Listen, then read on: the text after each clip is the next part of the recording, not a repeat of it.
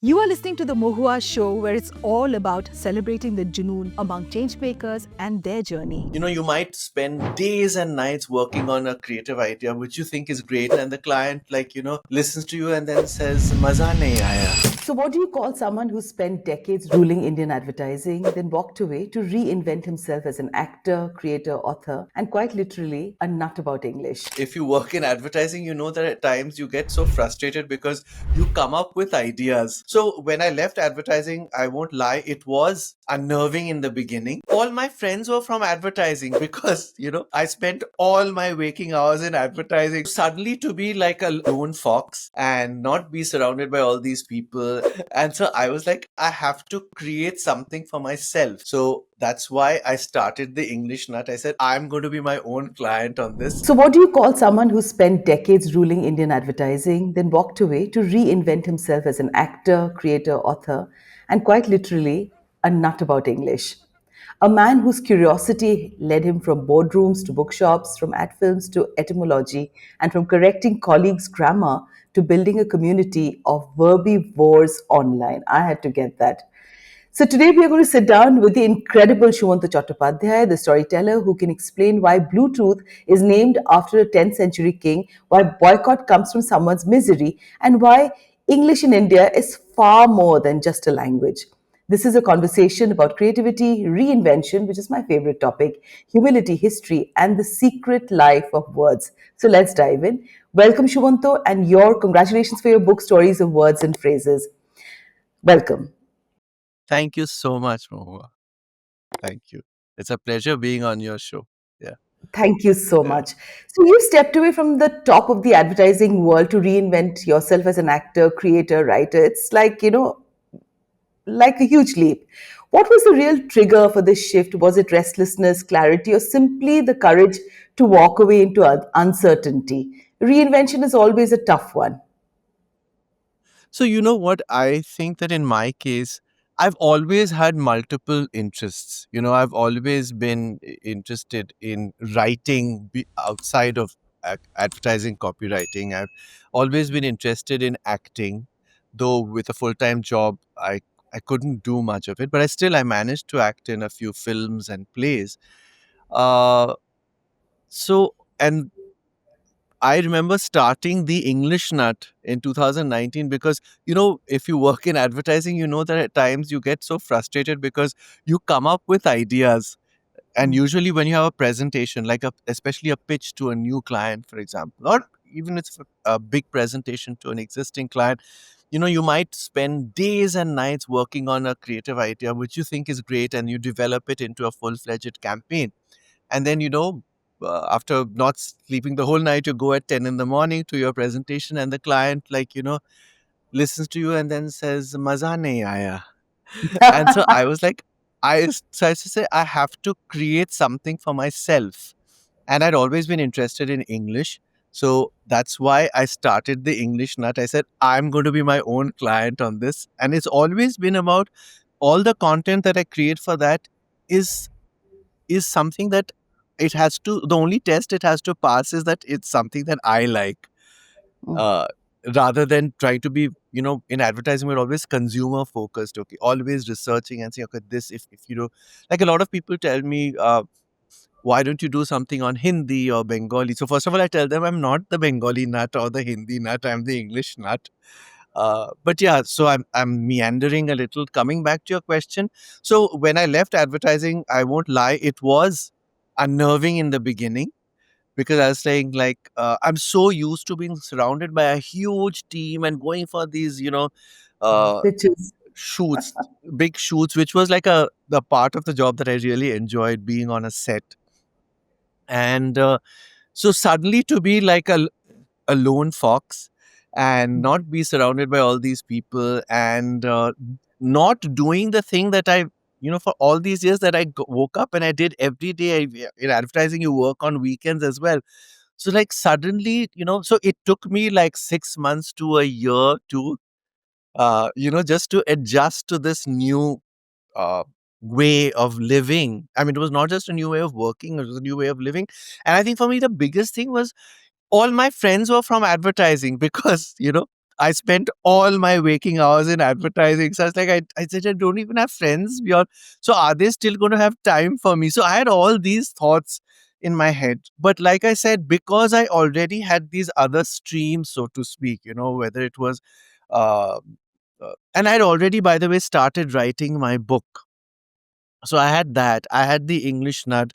I did stuff with acting. I've written a lot of articles for various magazines on culture, travelogues, and things like that. And I'm not a great photographer, but I've done enough amateur photography also. So basically, I always like to think of myself as a all round creative person, and then the expressions can keep changing, or you can keep adding onto them. So I think that is what, in a sense, you can say it saved me from like being a person who says, oh my god, now it's the end, I'm not in advertising, what will I do? So I had all of these other things, and frankly also I was getting a bit tired of this maza nahi aaya after years, because this is a perennial thing. And what I mean by maza nahi aaya is that when you're as a agency, when you present work, if you get constructive feedback saying this is what I want, or this is what you need to build on, then a way forward. But if it's just like kuch aur socho, then it becomes like you don't know what. So yeah, I mean, of course, that's part and parcel. And then we were used to always being really upset for a day and then going back, usually in a day or two, with a new campaign, and then eventually it all works out. But I'm saying that after years of doing it, I got fed up, and I've years of being very polite when I disagreed completely with the feedback that was being given to me. So this is the joy of being on my own and pursuing all these other things, writing a book, now touring with my book, going to lit fests. I mean, in the past, I've only been to lit fests as an attendee, and now I'm suddenly going to lit fests as a author. So that has a joy of its own. Absolutely. And I completely agree with you when you say this, constantly agreeing with all the clients with whom, because I've been in advertising too and given it all up. And and I love this Yeah, freedom of saying and doing whatever you want to do. So let's talk a little bit yeah. about your alter ego, the English nut, which is both playful and deeply researched, so your videos make language very, very addictive. So what's the secret sauce? Tell us, is it humor, is it storytelling, character, or something deeper that you're tapping into about how Indians really relate to English? Because, we have a relationship with English. Yes. So for I think the most important thing in the English nut is the fact that this is a subject that I love.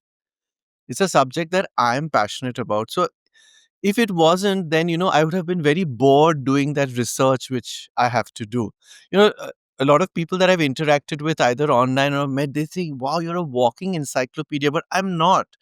Every time I pick up a topic, I have to go and study it. And of course, having done the English Nut for a while now, I've learned a lot of things while researching. I didn't know the etymology of every word, definitely not, but I researched it. So, and as I said, if you enjoy something, then it doesn't seem like drudgery or hard work. Yeah.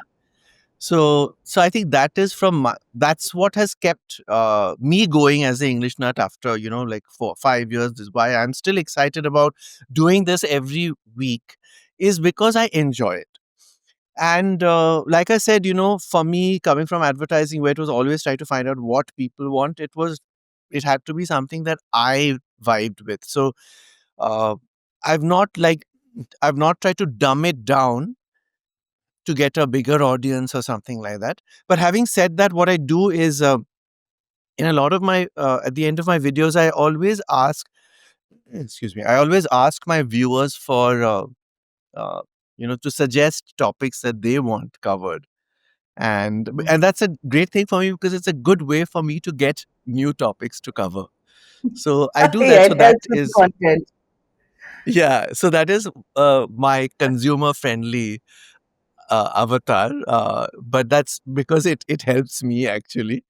And yeah, so that's I don't know if I fully answered your question, but yeah, so it is the fact that I love the language. I love researching origins of words and phrases, or generally any topic related to English. Why is a particular word spelt in a certain way? I mean, for example, one of the big discoveries that I made while doing the English Nut was that a huge percentage of English vocabulary is actually from French.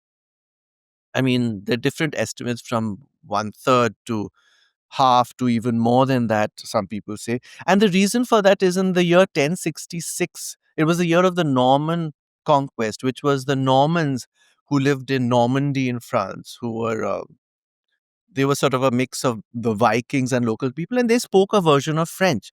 So when they conquered England, French became the official language of the aristocracy, of the courts, and so on and so forth. So, so then a lot of French words started being absorbed into the English language. I mean, everyday words like plate or prayer, and it's endless actually the number of So yeah, so that was quite, and there's always been this rivalry between the French and the English.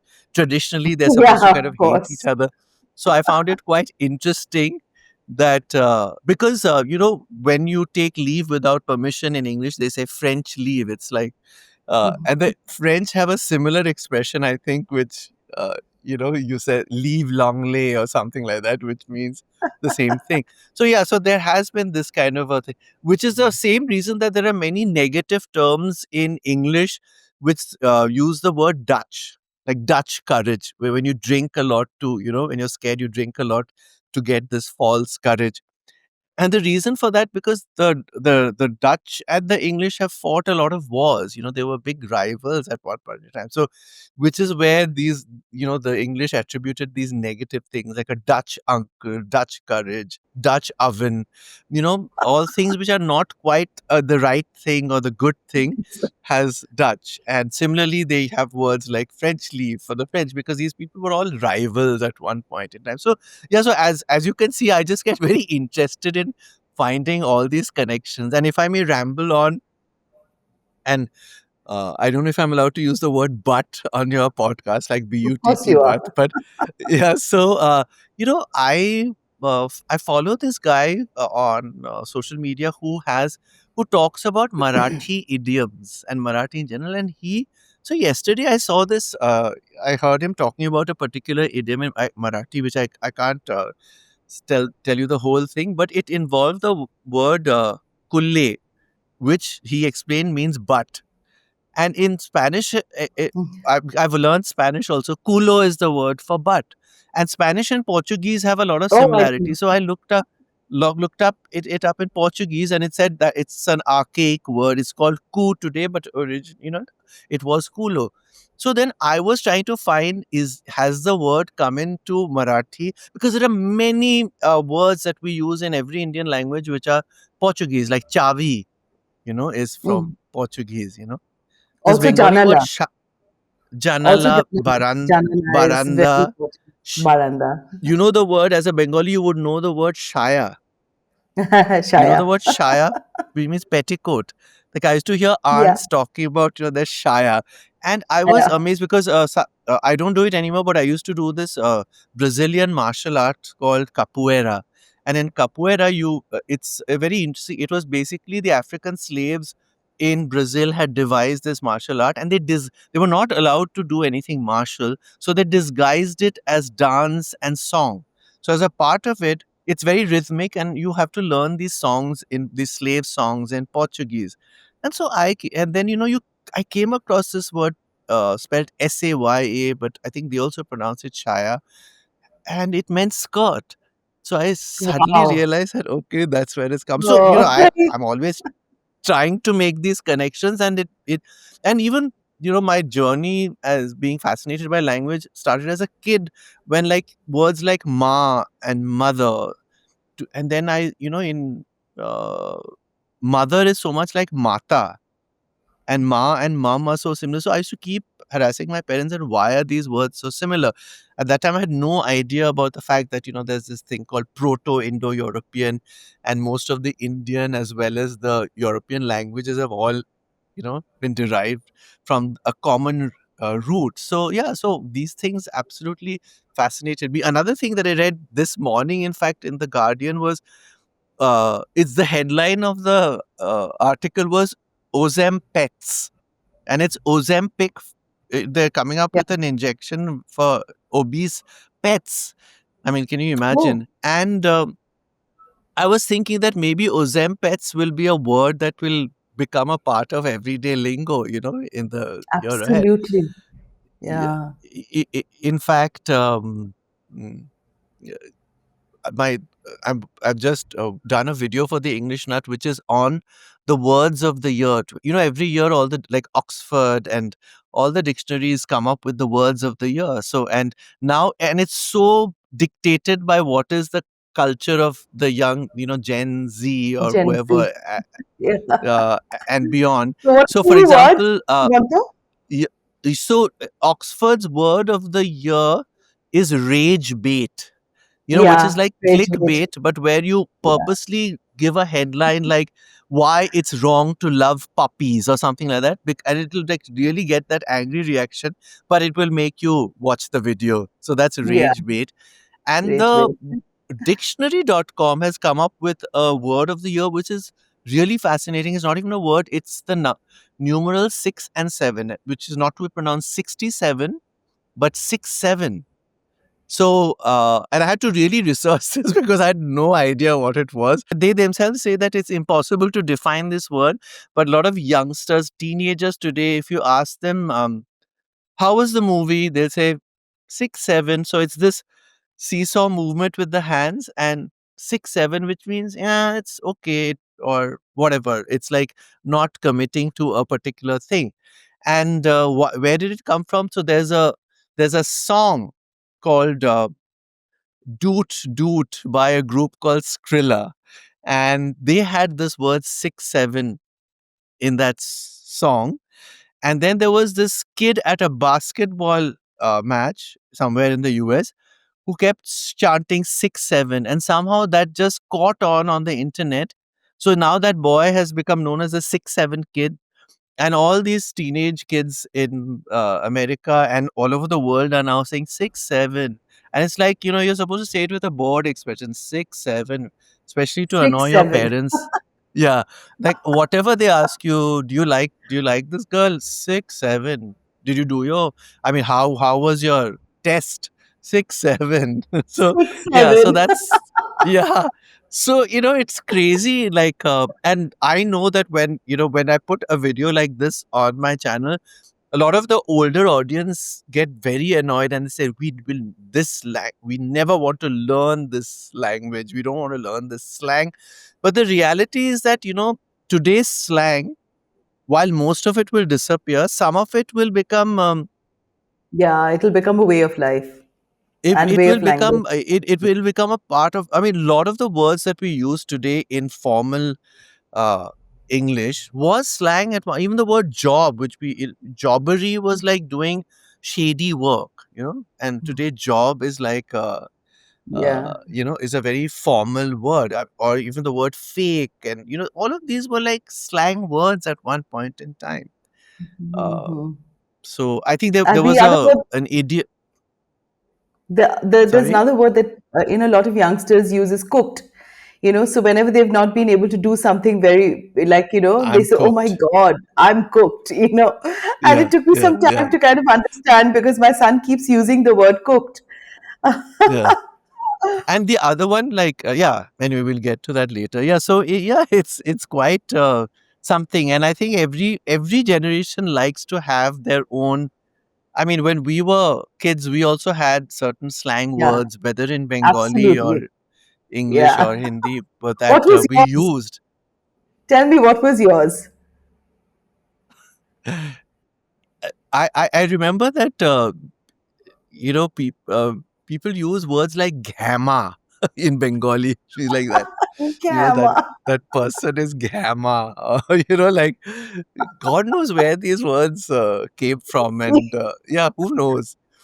In English, I don't know what, the thing is that the so the so-called slang words that you grow up saying, you don't think of them as slang. You just think of them as No, regular language. So probably I use certain exactly. slang words in English, which then later anyway became a part of regular English. So I didn't even see them as being Chick. slang. There was one word that we used was chick. Oh God, that chick, Chick, yeah, yeah, chick. That was yeah, one absolutely. word. And chick, yeah, correct. So that was also slang.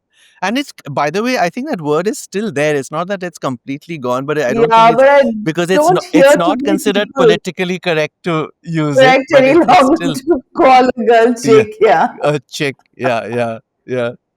So I yeah, mean, so many things. I remember at one point in time talking about, people would say that female when talking about a yeah. class. That female. So, and I was struck recently because I met this guy who was referring to someone as that female, and I was thinking that today, if referring to a woman as that female would also be considered a Yeah. little offensive. One has to really S- think now in today's world, for Yeah, the language. Yeah, I know, yeah. I know. Political correctness has become such a huge thing now that you Yeah, have to it be has very become a careful very huge about thing. what Absolutely you about say. language. Yeah, So, let's just talk about the fact that in India, English is often a way to judge somebody's class or background, and how people really laugh at wrong pronunciation while also mispronouncing things themselves. They'll be very okay to right. correct somebody. So, do you really think that Yes, English in India has become less a language and more a social filter? And what does it cost us, in terms of confidence, creativity, and empathy? Because there are a lot of people that you meet, who come with a dream, into bigger cities. And people like you and me, we've gone into, I mean, my parents decided to put me into a school so that I could speak better English than them. And yet, there are a lot of my cousins who may not be speaking English the way I do. And it's always been an edge. I have to admit that. And so let me hear this from you. so, you know what? I find this quite interesting for a couple of reasons. One is, let's talk about Hindi. So, for me, I grew up knowing English and Bengali. I never learned Hindi. So, when Same I here. moved to advertising in Bombay, I had a tough time because, like, my boss preferred to speak in Hindi. And basically, uh, it was felt that if you were an English speaking person, then you were this ivory tower kind of person who didn't connect with the masses, and that you couldn't really create advertising for them. Whereas there were all these small town people, from UP, MP, Bihar, who were being hired simply because this was their mother tongue, and they were from the Hindi heartland. I mean, of course, ignoring the fact Absolutely. that there are many other languages in India. So, of course, I think that eventually my boss sort of grudgingly respected me because he realized that my Bengali is very good.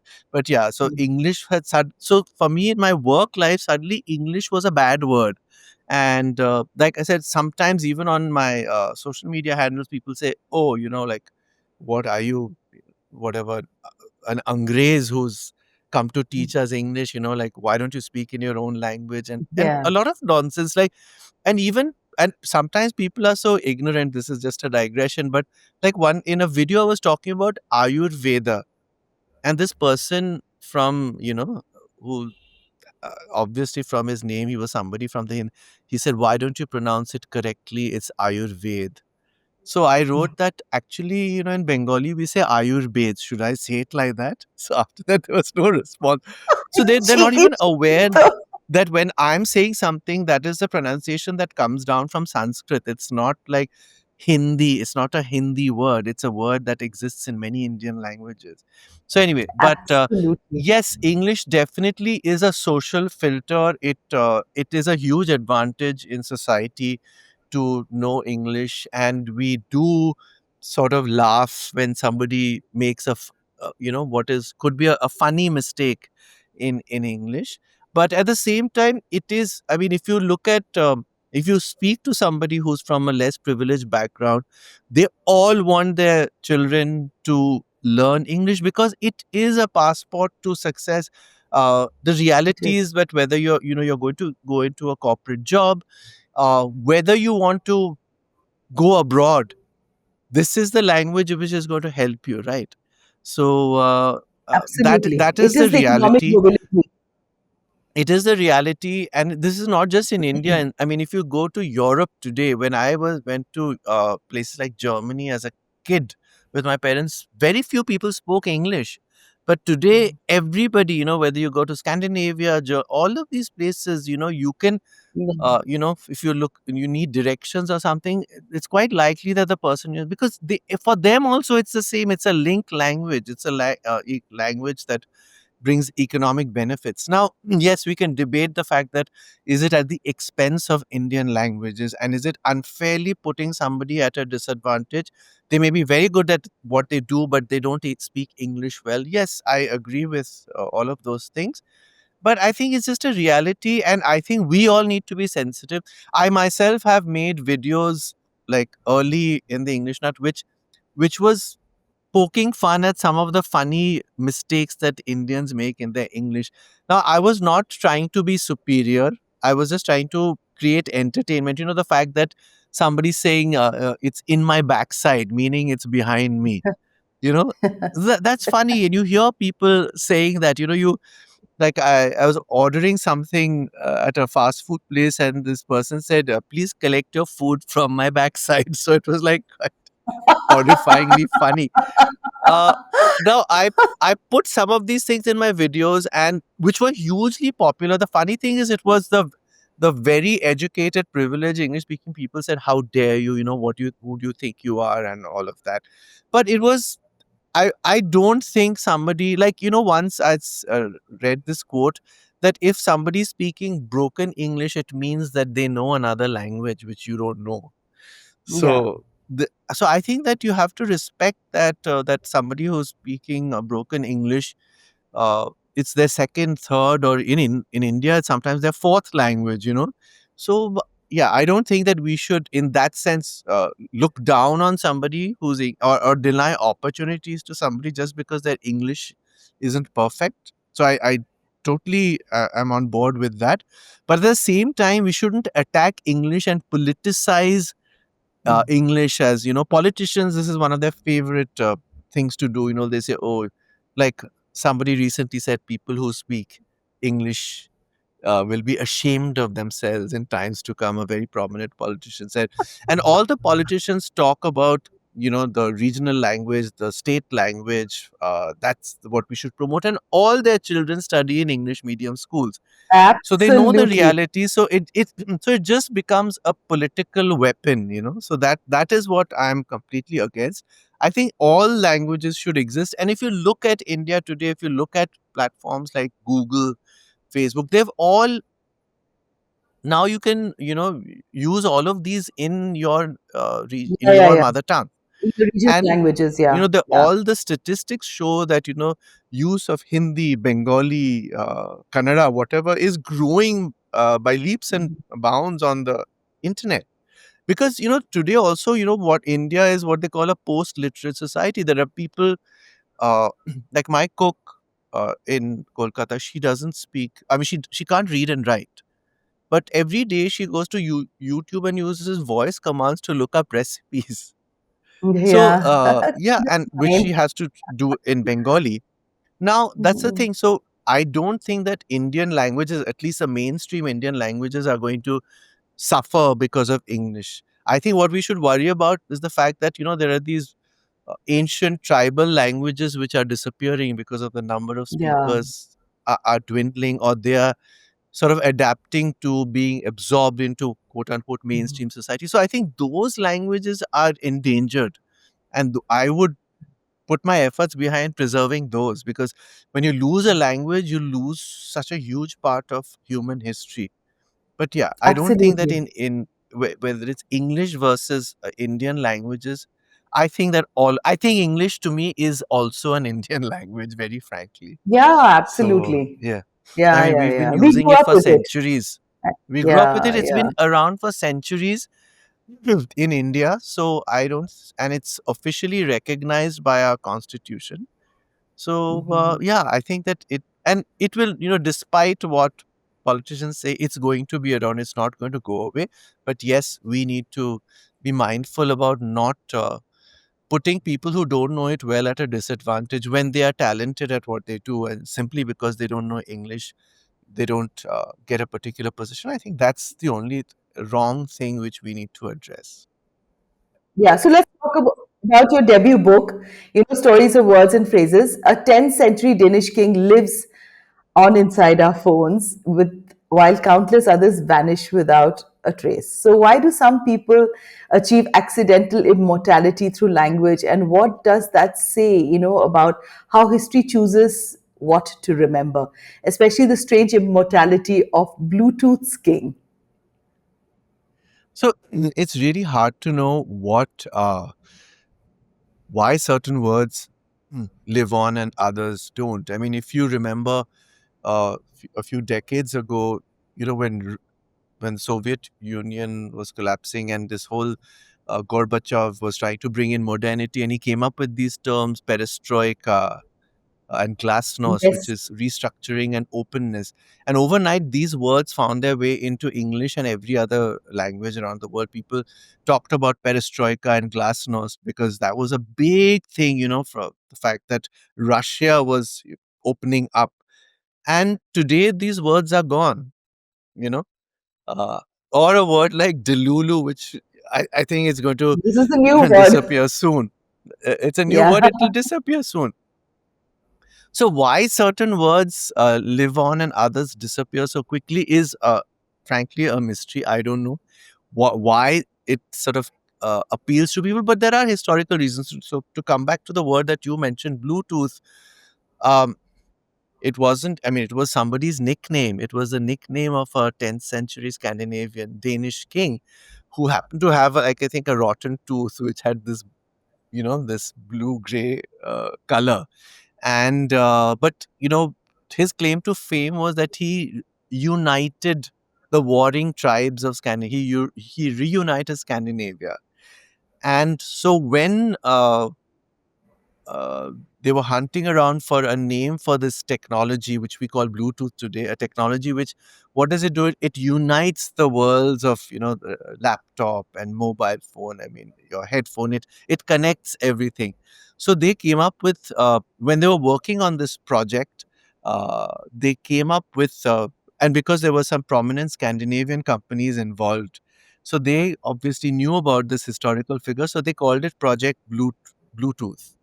And what happened was, by the time that technology actually was going to be launched, and probably the ad agency had given them other options of names, but none of them got legal clearance.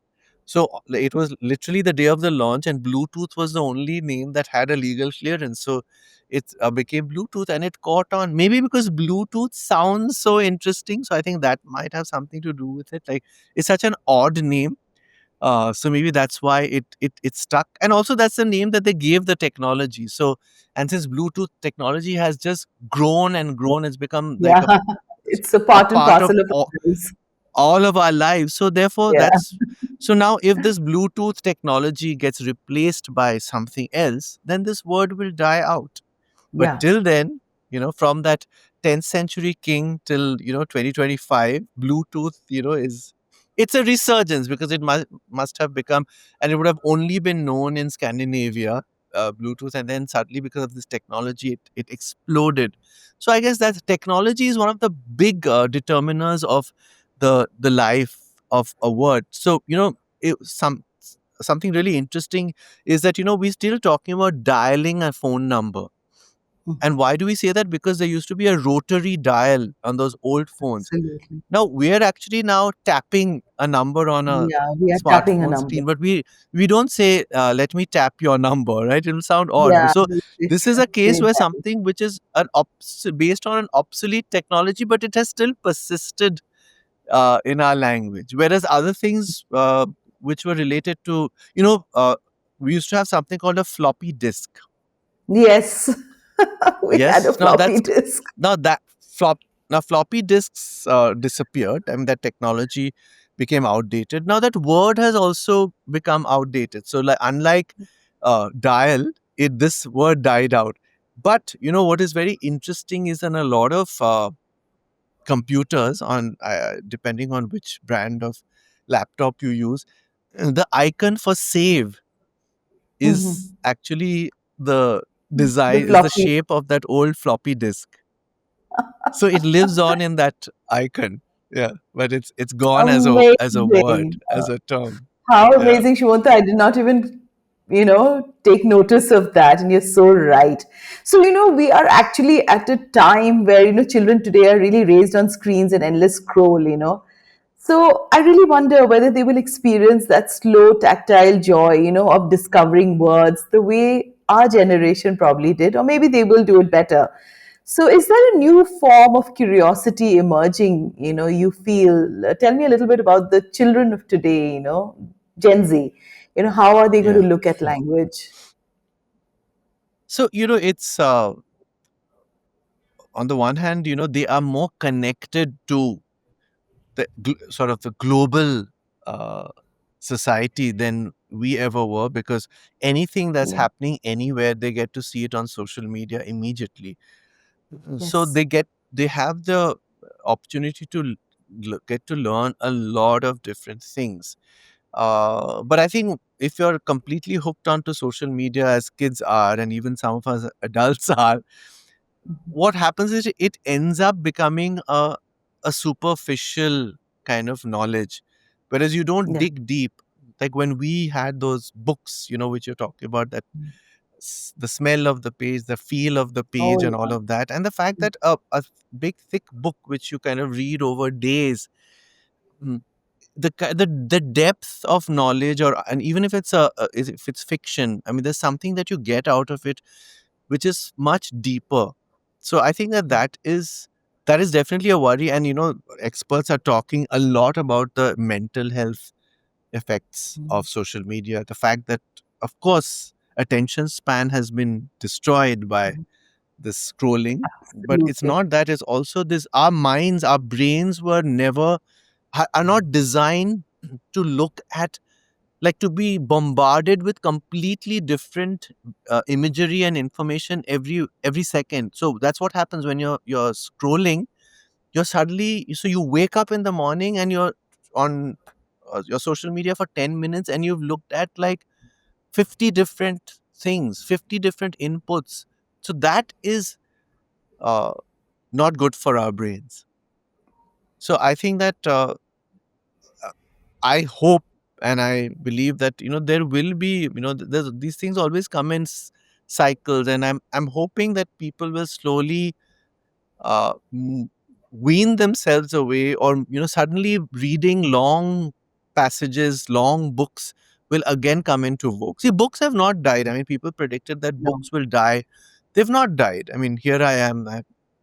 I'm a living proof. I'm an author, but yes, I think that reading of books has come down.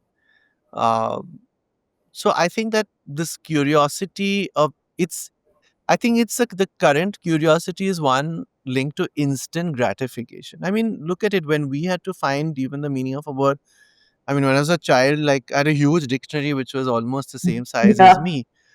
And you had to leaf Yes. through that, and we had encyclopedias, and you had to find the Encyclopedias. one, which letter range your word might fall in. So there was an excitement. It was like a hunt. Today, anything you want to find out, you just Google it, or you go to Chat GPT and ask it, and you instantly get that information. Yeah. So it is True. curiosity which is instantly gratified. So I think that is the way it has changed. I don't think, Mhm. see, that is a reality we're going to live with. People are not going to go and hunt through a library to find something they can find in a few How seconds. So sad. and that's fine. But I think that, and I hope that people will uh, do what I'm saying, that eventually they'll also get back to reading books. They might read it on a Kindle, but they'll go back to reading long texts, because not only does that give us deeper knowledge, it's extremely therapeutic for human beings, to read. It is. All this stuff, the mental health issues that have come up from scrolling, can actually be corrected or cured by By reading reading. of by reading in the traditional sense of reading books and novels and all of that. So Yeah. yeah. Shumanta, I've got a rapid fire for you. You'll have to just answer them in single Sure, sentences. So, sure. British English or American English? British English. I'm not surprised. One word you wish people would stop mispronouncing. Opportunity instead of opportunity. One Gen Z slang you wish to ban. It's giving, like it's giving drama. The It's giving holiday vibes. So this it's giving I find like a bit annoying, but it's okay. It's giving holiday vibe, yeah. Yeah. Yeah. So, the coolest etymology you discovered while writing the book. Gosh, I mean, there was just so many like one. There's so many words that have an Indian origin. So you take the word juggernaut. It Hmm. comes from Lord Jagannath, and a juggernaut is a huge unstoppable force. That's the meaning of the word. And so the English would have gone to Puri during the Rath Yatra and seen the chariots with Jagannath and his siblings, and with hundreds and thousands of followers with him. So it looked The devotees. like a huge unstoppable force. So then of course, they mispronounced it or wrote it as Juggernaut, and that's how we got that. So I mean, that's a fascinating piece of etymology that I think that Indians will be able to relate to and get a kick out of. Amazing, Shivanto. Thank you so much for taking out the time for today's episode. And for our listeners, if this conversation made you smile, think, or fall a little more in love with language, do one thing after this episode: go pick up a new word today, look up its story, and surprise yourself. And for everyone listening, if today's episode inspired you even a little bit, make sure to subscribe, share it with somebody who needs to hear this, and follow us for more conversations with leaders and people like Shumanto, who we admire, shaping the future and making us fall all over in love again with language. Thank you, Shumanto, for taking out the time for today's episode. Thank you. I really enjoyed the conversation. And as you noticed, I kind of rambled on, didn't exactly Nah, stick to couldn't. answering your questions, but talked about 100 other things. So I hope that's all right. But I really It was enjoyed the chat. fantastic. Thank you so much, Shumanto.